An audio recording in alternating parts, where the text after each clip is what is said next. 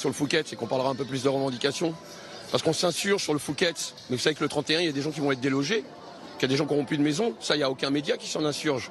D'accord ? Donc ces phénomènes de loupe médiatique sur un petit problème. Parce qu'on n'est pas des violents, nous. On est en colère. Les violents, c'est le gouvernement.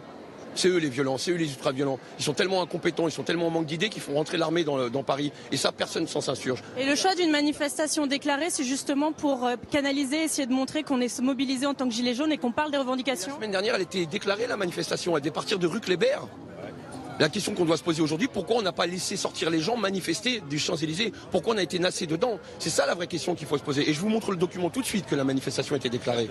Et sur les revendications, c'est ce qui est important, ça reste le pouvoir d'achat et plus de justice fiscale. C'est semaine après semaine ce qu'on ne vous entend pas dire, parce que vous avez l'impression que le gouvernement n'entend pas. Parce que le gouvernement ne nous entend pas et les médias ne nous en donnent pas la possibilité non plus.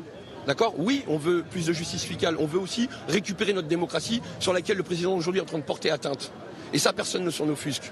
Vous n'avez aucun média qui s'offusque qu'aujourd'hui on se fait péter des yeux ou des mains ou des pieds parce qu'on ose dire, dans un pays où on a la liberté d'expression, qu'on veut juste plus de justice sociale, fiscale, que tout le monde soit mis à la même hauteur, qu'on rebatte un petit peu les cartes.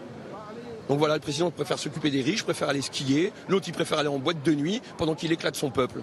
Elle est là la France aujourd'hui. Est-ce que le grand débat national où il y a beaucoup de monde qui a participé, notamment des gilets jaunes qui se sont mobilisés pour aller participer, discuter, est-ce que vous en attendez quelque chose ou vous dites qu'au final c'est qu'un écran de fumée? C'est un grand blabla. D'accord ? À savoir que l'extraction des données de ce grand débat, ça va être fait par une intelligence artificielle. Donc quels sont les mots-clés qui ont été mis en place pour ressortir quelque chose qui va aller dans le sens du gouvernement? À savoir que ça nous a coûté 15 millions d'euros et que c'est OpinionWay et une société qui s'appelle Quam, qui sont les petits copains de Macron, qui vont déterminer le rendu du grand blabla. D'accord ? Et elle est là le problème. Et ça, personne s'en inquiète. Non, tout va bien. Ah, c'est génial, il fait un grand débat, mais il a débattu avec qui? Il a débattu avec ses copains pour mieux recracher son programme et mieux nous le revendre. Il a juste pas compris qu'aujourd'hui, on le vomit, son programme.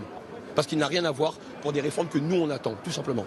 Eh bien, merci beaucoup, Jérôme, pour cette 19e journée de mobilisation. Merci beaucoup, Mathilde. Donc, dans ce